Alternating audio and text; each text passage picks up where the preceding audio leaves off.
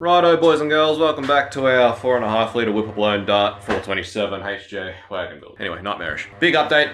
It's been 5 working days since I signed off the last video, maybe more, and I have still hardly touched the car, and it's meant to be going in 4 days. So that's fun, and that is just the reality of how freaking much time goes into just chasing things up and solving problems and whatever. So anyway, the engine was pulled back down, went back to the machine shop. We had the pad machined to suit the crank angle sensor, which took a lot longer than was anticipated because our machinist didn't quite realize that there's actually 2 different angles of the crank angle sensor. So this is not parallel with the seat for the sensor in there, so it was a bit of a longer process than it was meant to be. But regardless, we got it done, got it back here. I've re-cleaned, re-pet the block, re-bottle brushed it all, re-cleaned it all up. So it's time for this to start going back together. However, due to the time limitations of everything and all the issues we've had, it's obviously not going to get together and in the car by Friday, especially with all the other stuff we still got to do. Insane. And because of the issues with the dry sump setup that we're having, which I'll explain later, the decision has been made to send the car with the dummy engine, which means I'm not particularly in a hurry to get this back together at the moment because I can do this after the car goes. I don't need the car here to do this.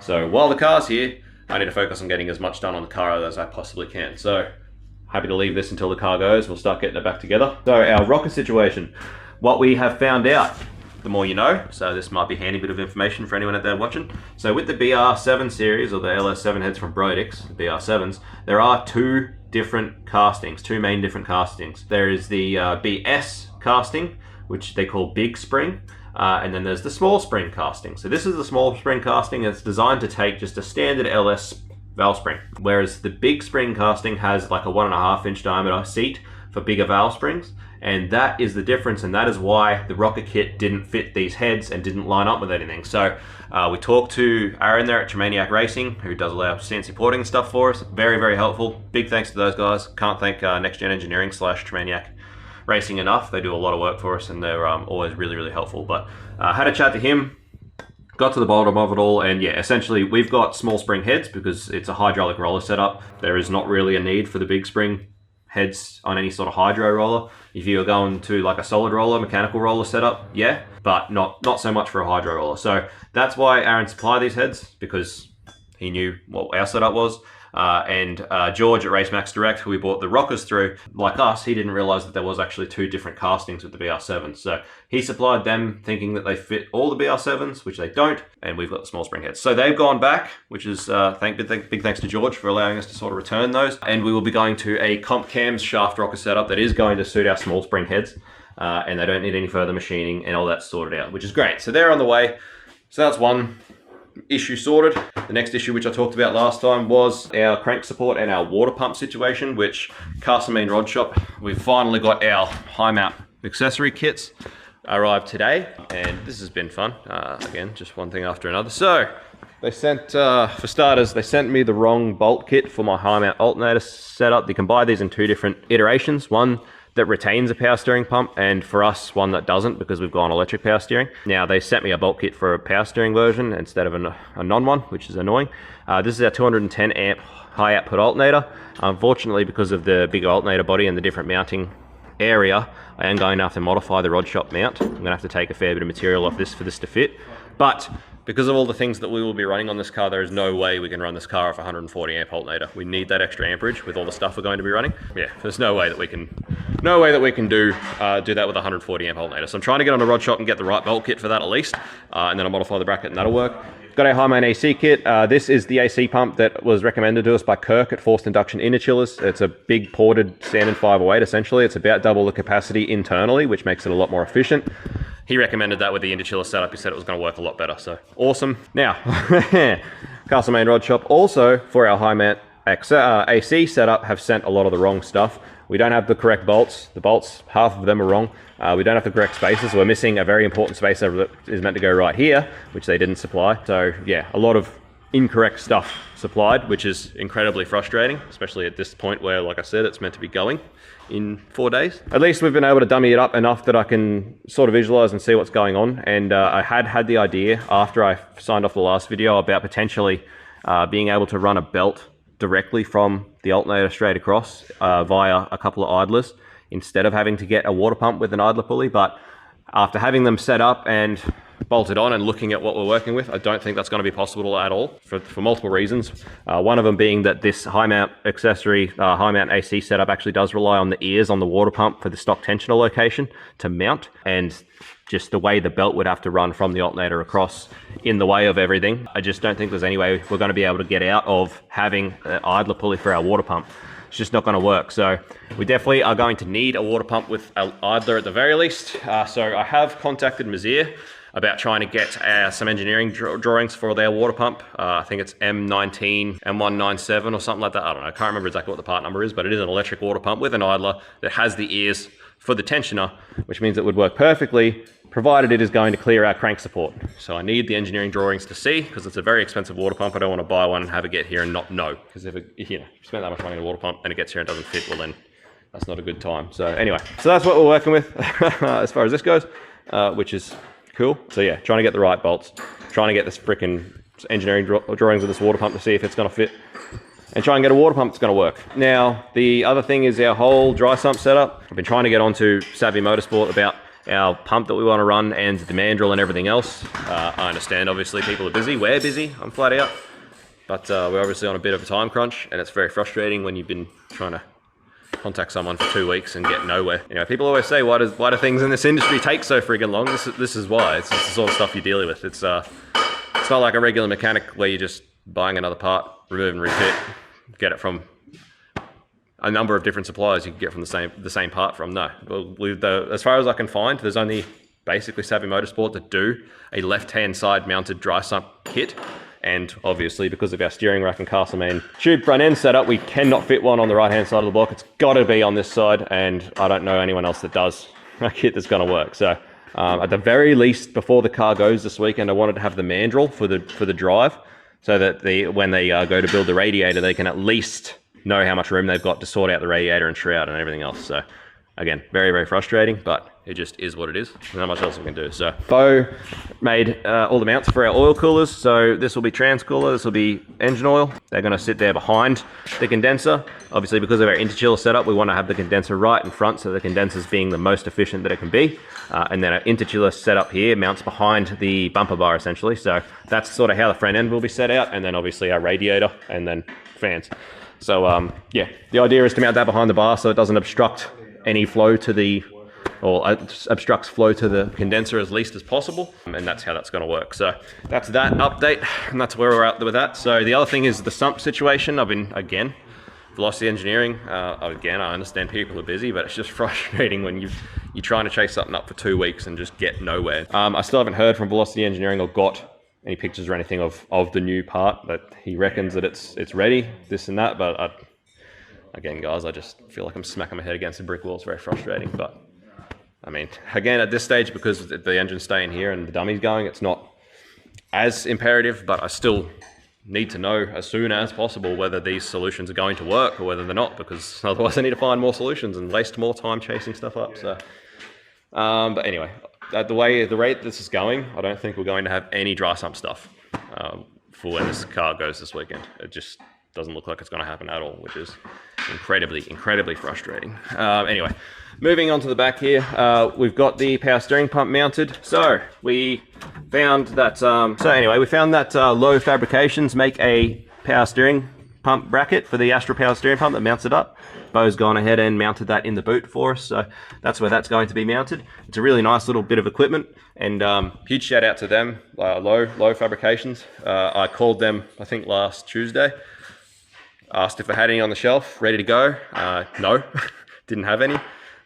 Can you get one done, powder coated and out to us, by the end of the week? And that was the week of Anzac Day as well, on Thursday, and that thing showed up on the Monday. So huge thanks to them guys. It might just be a one-man show, I don't know, but huge thanks to Low Fabrication. That got pushed through, pushed out, powder coated the whole berries, and it was here in a matter of 2 business days. So awesome. So that's mounted up in there, which is awesome. We can start plumbing that.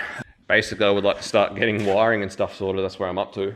Start getting some plumbing and wiring done, but again, just days of just chasing up parts, solutions, people, and getting nowhere with a lot of it.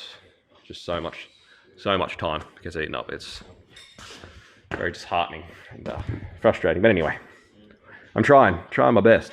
Alright guys, little update. I've modified our alt bracket to make our alt work and fit, which is all well and good. Because this is a 210 amp alternator, it does have a bigger physical body, which is why it looks so much closer to the engine than it should be, and why the coil cover is hitting it. So we obviously have some very nice billet coil covers, rocker covers, coming from our boys there at Tremaniac Racing. This back of this alternator is just like a little plastic cover, so I'm pretty sure I should be able to just trim that up there where it's hitting that cover and make that work. I don't think it needs to. It just sort of just covers that plate. So anyway, I'm hoping I'll be able to make all that work. But as you can see, that's how the alternator bolts up. I still haven't heard from Rod Shop about the issues I've had with these two freaking things. They are, yeah, they're just coming back to the back of the car.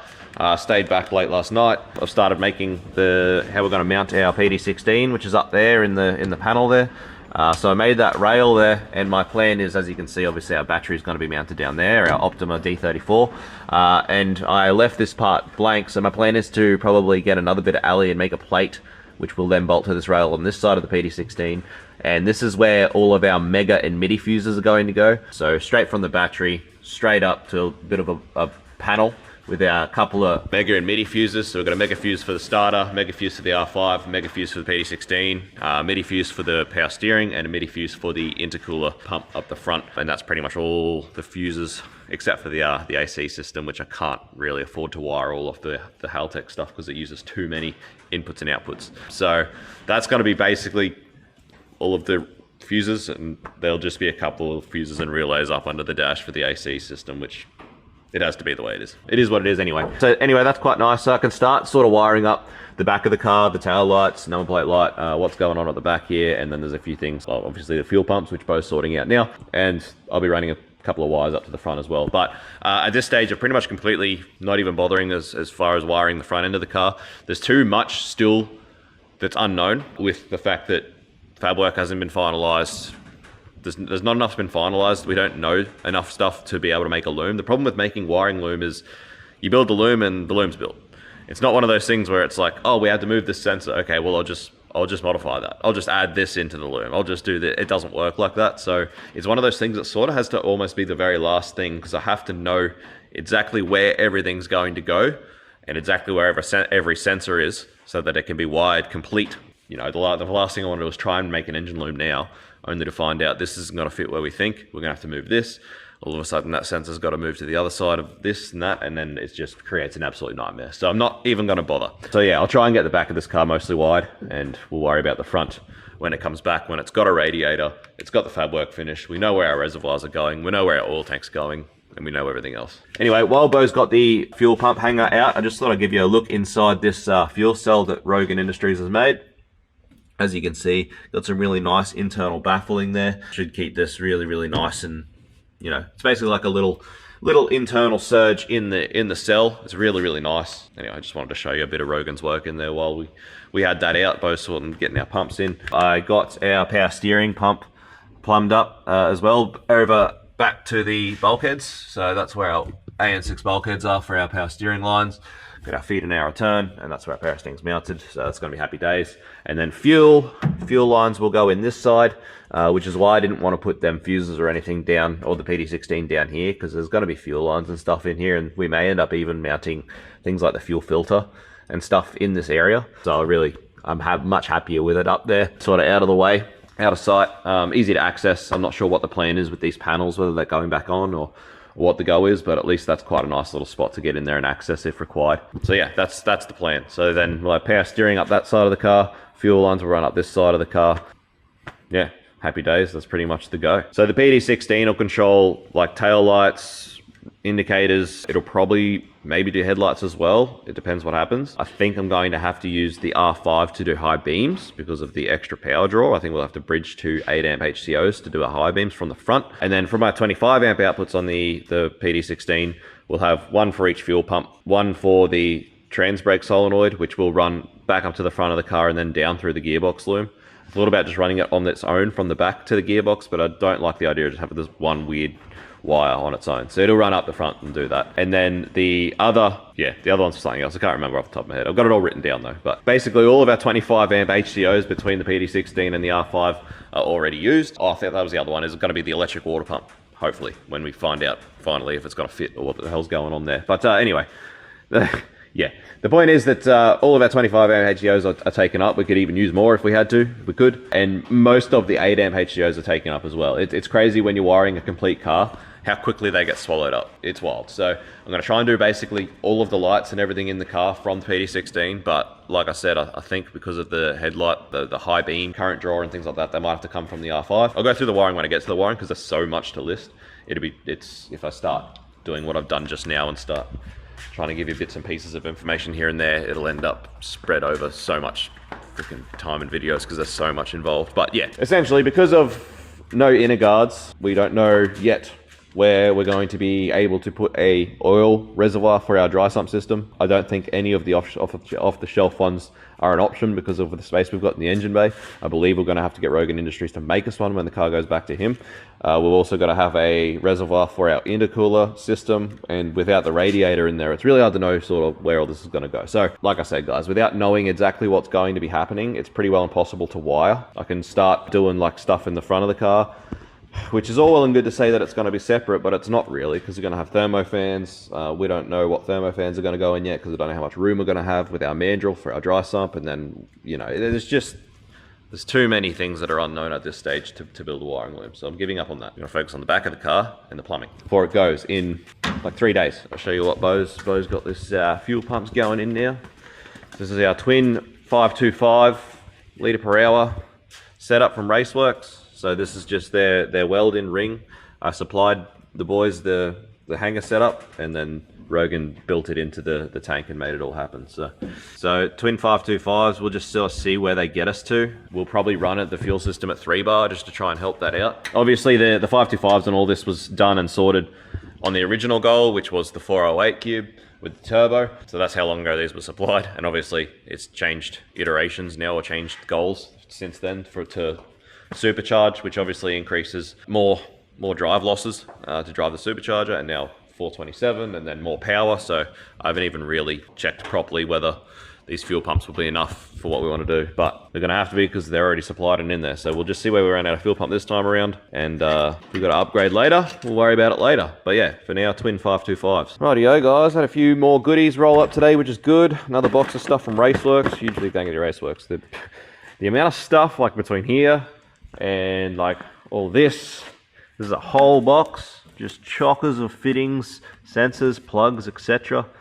The whole lot. We will be using these Motorsport Quick Connect plugs for the engine loom as well. I don't know if I went through that yet or not. Like I said, I'm not going to try and do too much little loom bits and bobs. I'll do it all when we finish it, but we will be using these in the firewall so that to get the engine in and out. It's nice and simple. So all the engine based stuff will be on these. Anyway, another one there, so they'll be on the firewall. But yeah, just so many fittings, hose. It's just crazy how quickly all this stuff adds up. But anyway, glad that this box arrived today, because there's a filter that we're waiting on to sort out the fuel system in the boot area, so that we know where our bulkheads are going to go on the floor, so that we can start, we'll continue I suppose with our plumbing for our fuel system. The way that we want to run the fuel and the power steering means we do have to drop the whole tube front out of the car again, which we have been waiting for the fuel stuff to get here to do that, so that we don't have to do all of that work to drop the whole front out of the car to only do one side. We wanted to be able to do both sides at the same time. So we're glad that's all rocked up, so that's good. We can continue on with that. I did order this stuff from Raceworks, trying to figure out our auxiliary injector situation, trying to run 2 injectors just in the intake to try and get us that last little bit, but having a bit of trouble figuring it out. Either way, it's not a super important thing for right now, so I'm trying not to get caught up in stuff that isn't super important for this minute. But right now we do have a lot of other stuff to sort out. This is more sensors. Yeah, just so much stuff, guys. So much. It all adds up too. None of it's super expensive on its own, but when you start putting it all together, it's freaking huge. Anyway, we've got our high energy LS1 coils as well, and we'll be running billet rocker covers with coil mounts on them. We've got an XS by Expert 1650 injectors, so these are 1500 at 3 bar, 1650 at 4 bar. So best injectors in the business, guys. These things, we love them. So we're running them because it's more, the way that we're setting this up, it is going to be 90% street driven. So the emphasis really is on this thing being nice to street drive. So that's why we refuse to run CNG injectors and methanol injectors or anything like that would get us exactly where we want to be in one set of injectors is simply because we want injectors that we know will control very well at low pulse widths and be very good street car injectors so that this thing will behave while it's on the street, which is where it's going to spend 90% of its time. And we're happy to set up some auxiliary injectors like these to get us that last maybe 200 horsepower just to get to our goals. We'd rather do that and run the injectors we know are going to be streetable.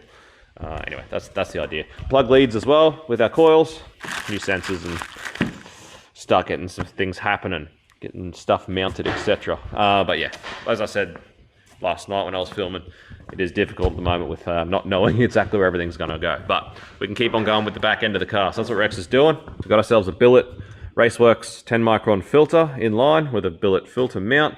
We've also got our billet. So this is actually a bypass for the flex fuel sensor, and obviously that gives you a lot more flow through the sensor. It's still going to be in the return side, but even then the return side is AN8, so we wanted to have this in there. So that's going to go up there behind the tank, or in front of the tank I should say as well, and then we'll start looking at our plumbing for our fuel system, and we'll know exactly where our bulkheads can go and fit. And once that's in there, we can start really smacking in some fuel system plumbing. And I've been sitting down figuring out all of my wiring for the PD16. I've also been trying to figure out exactly how we're going to set up the CAN keypad and what it's going to control as well. So yeah, getting there. So on top of all that as well, have finally heard back from Velocity Engineering. They have made and CNC'd our new sump fitting block thing, which basically it's the back 3 fittings there, and from my thumb forward will be flush, which is going to allow us to sort out our steering rack situation. So it's on the way, so huge big thanks to them. I know that's not a small job. I know they're very busy. I know they had to specifically draw that up on CAD for us and have it CNC'd and get it to us. So a huge big thank you to Velocity Engineering for doing that as well. That's been very helpful. A similar token, the people were trying to organise all of the dry sump pump and mandrel and drive and everything else through, I've pretty well given up on. I just cannot get a straight answer out of them. They won't respond. They won't reply. They won't do my head in. It's like smacking your head against a brick wall. So I'm currently trying to figure out what else we can do as far as a solution. Now the problem is that obviously LSs are a US based engine, and most companies that make dry sump pumps, they're all our driver side mounted or right hand side mounted, because that's where most of the people run them. But obviously that's not an option for us at all, which is why we needed to go left hand side mount or Australian passenger side mount. And the problem is that this one company that I've been trying to deal with appears to be the only company that I can find to do anything for a pump mounted on this side. As far as a pump, I believe I can get a Barnes pump that is designed for left-hand mount, but I don't think I can get a pump bracket from them. So just trying to actually find this stuff. It's not like it's as common as people think. It's hard to find, it's hard to get solutions, and I really wish that this company would just frickin' respond and help us out and get us there, and this would have been sorted last week, but it's just not how it's happening, and I'm sick of flogging a dead horse. So I'm going to try and find something else, but it's going to be probably a long night of researching to try and sort that out. All right, guys, starting to get started on some looms. This is the first loom for at the back of the car. So this will be for fuel pumps, flex fuel sensor, fuel level sensor, power steering pump excite, etc. Yeah, good fun. I actually really enjoy doing this, which I wish it was worth more money to do it. Yeehaw, guys, tail light loom all sorted. I'm just waiting on some ring terminals to get here. I've ordered a heap of new ring terminals from JD Auto to do the earths and stuff like that. I'm hoping they get here today. Not in the earths, but to finish the fuel pump loom and stuff as well. I need the ring terminals for that, so I'm hoping they're here today so we can sort all that out. But yeah, so it's funny when you get it all together and actually new wire, new technology, the way things happen, how small a loom is to do the whole tail lights of the car, whole back section. Funny that. All right, guys, so I just thought I'd run you a little bit through what we're using, what we're doing. So as far as the loom goes, using all Tefzel wire. So Tefzel, I think it's aeroplane grade. Aircraft, that's the one, aircraft grade. Anyway, use all Tefzel wire. It is really good wire, obviously. It's very strong, nice thin sheath, and lots of little strands. It's basically the wire everyone that makes engine looms uses that's any good and knows what they're doing. So we bought it so that it looks like we know what we're doing. Apart from that, we've got our fire retardant, chemical resistant sheathing braid the braid, and then your glue lined heat shrink to shrink it all. As well as that, we use Deutsch connectors wherever we can, for the simple fact that they are waterproof, really nice and easy to work with, and really nice and easy to use. We're a huge fan of Deutsch plugs. They're getting cheaper. It used to be a lot more expensive to do your whole loom, but it is expensive to do it this way. You can do it a lot cheaper if you just buy those regular crappy Nava blade plugs and stuff like that, but they're not very nice. These are so much nicer to use and work with, and just all round use. And then, like I said, guys, I actually really enjoy doing this. A lot of people think I'm taking the piss when I say that, but when you set up properly, you have the right tools to do wiring, to actually plan out a loom and build a loom from start to finish. It's very rewarding. I really do enjoy it. So that's the other thing. It's just making sure you set up with the right tools and everything else to do it. But that's how we're doing the looms. All Tefcell stuff, and then Deutsch connectors wherever possible, and yeah, make that happen. So we're using hardline for 90% of the plumbing. Hardline's really good because you don't have to worry about squashing it, you don't have to worry about melting it, you don't have to worry about heat and all that sort of thing. It's also, when you get it right and you have the right tools, just like wiring, it's really neat, and it's very fulfilling. Nice to look at the finished product. It's so nice when you get it right. So we've got a tube straightener from Raceworks. Thanks Raceworks. We've got a really nice little tube bending kit here. You know, you can bend up everything and make everything happen. And then we've got flare, and we use sleeves and tube nuts for the most part because they're a cheaper way to do the fittings on the end of the hardline. Although sometimes where required, we have olive crush fittings from Raceworks as well. But for the generally it's you put your sleeve and your nut on, you flare it, and then it just goes onto your male flares, which is really nice. So Rex is playing around with that at the moment. And then this tube straightener is really nice because obviously all this hardline comes rolled up, and having the straightener to just run it through the straightener and get it dead straight and then start working with it from there is so nice. It's such a handy bit of kit. So, but yeah, that's what we're doing as far as most of the plumbing and the wiring. So yeah, anyway, just thought I'd run you through that a bit because I know I'm not filming that well as far as just sort of giving you little updates, but I know a lot of people always are wondering sort of more about what's actually happening or what's being used, and sort of what to do if you want to do the same thing. So that's what we're doing. Deutsch plugs. Big fan of Deutsch. Really nice. All right, a few goodies have arrived. We've got ourselves our Clearview filter setup, which is really nice. So that just takes a Chev cartridge. That'll get mounted somewhere in the bay where it was going to fit. Our little power steering cooler. We've been waiting on to complete our power steering line. So nice little rail mounted power steering cooler, which will just try and help keep that electric pump nice and happy when big dog's pretty busy on the wheel on this thing, hopefully. Velocity Engineering got us our new sump fitting block setup. So this solves our issue with our power steering pump rack being in the way, I should say. But yeah, really nice piece. Huge big thanks to Velocity Engineering. They did have to, you know, CAD that and CNC it and get it to us, and it looks great, and it solves our problem, and it allows us to keep running the sump. So really happy with that. So huge shout out to them. Thank you very much. And then a heap of AC stuff, which is good because I've been waiting on these bulkheads so I can start plumbing in our AC and heater inside and stuff like that. So got our new Optima battery, 34, to go on his mount in the back, which is nice. And yeah, happy days. All good, a lot of this stuff here, but I'm really waiting. There's a huge order from JD Auto Cables that I'm waiting for at the moment, which is gonna hold me up a little bit for this wiring. But anyway, I've started to pin this into the actual plug for the PDM, so I'll get the other loom that I built last night back out and start pinning the plugs in. And I did also mean to say that I did get on the Castlemaine Rod Shop finally yesterday, and they are sending out the correct bolt kit for that alternator setup, as well as the missing spacer for the high mount AC. But yeah, show you how Rex is going with this fuel line. Oh, look at that, onto the bulkhead.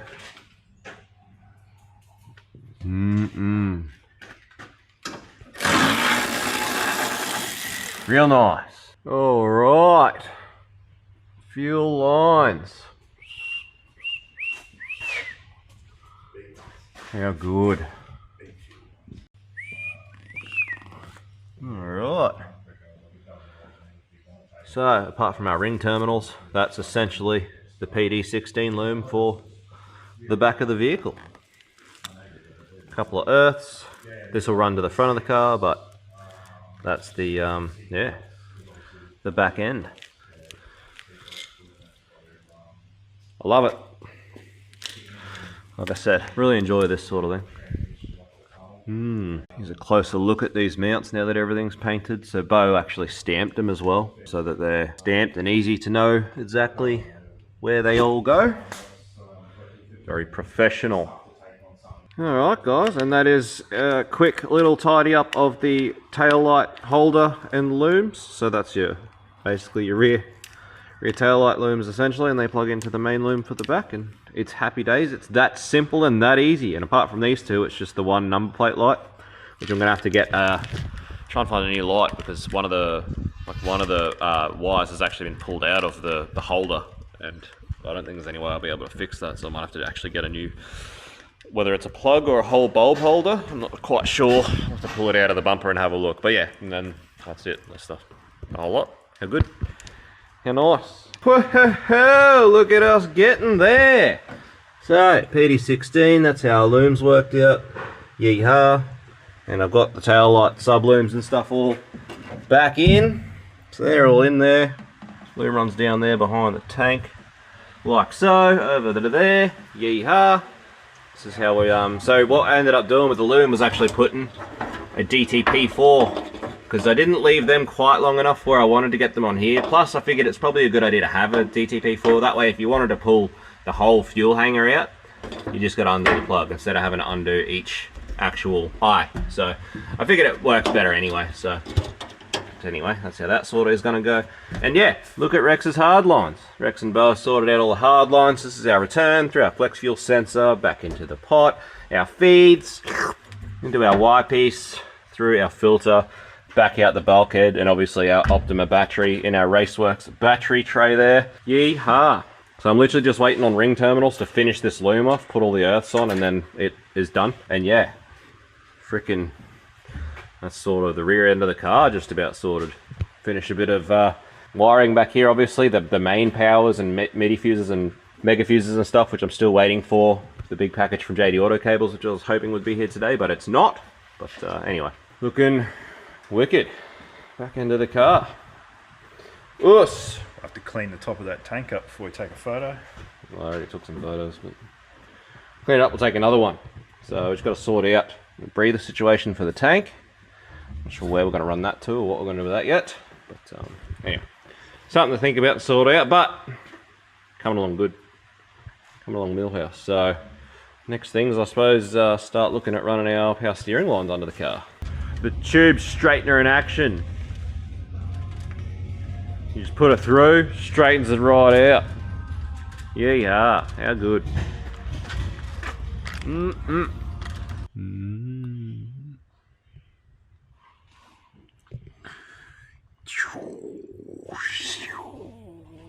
Alright guys, so power steering lines have been started. As you can see, running along this side. We've got our little power steering cooler at the back here, so that's on the low pressure side, so that'll be in the return. So that's the high pressure feed line that we've started there, and there'll be another hard line. That'll be the return back into the bottom port on that cooler. So we're hoping that little cooler just helps keep this thing cool when Trav's pretty busy on the wheel, being how much power it's going to make.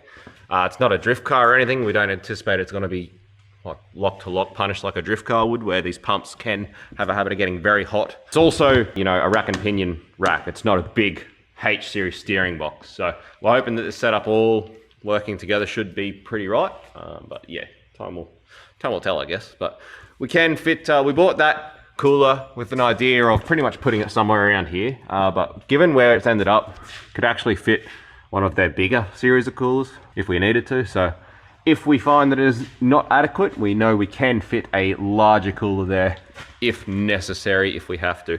And the other idea is that we may also, if we need to, fit a fuel cooler somewhere similar, something similar for a fuel cooler. However, our theory is that having gone such a nice big feed, and hopefully being able to run this thing at 3 bar, so only 3 bar with a dash 10 feed line, should help keep temps down quite a bit, and that is what we're sort of counting on at the moment. But again, we've got the flex fuel sensor, it's in the return line right before the tank, and it's also got a fuel temperature sensor in it, so flex fuel and temperature combined. So we'll be able to see fuel temperature, exactly what it's doing as we're going anyway. But if we need to, we know that there's room back there to put a fuel cooler as well, if it came to it. But we don't think we'll need to. Anyway, starting to rain. You can't hear anything in the shed when it's starting to rain. It's late again. It's currently Friday night.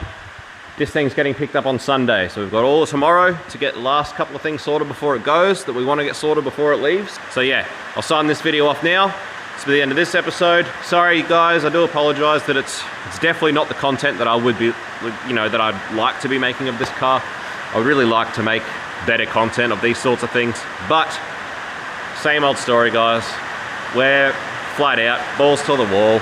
I can't be doing all the work. I'm trying to do all of that as well as taking the time to set up camera angles and try and think of content as well. The content really is just, I'm bringing this along as we go and vlogging when I can, doing what I can. So I do apologize. I know it's not the best quality of content, but hopefully the quality of the car will make up for it in the end. But anyway, one day hopefully I'll get there.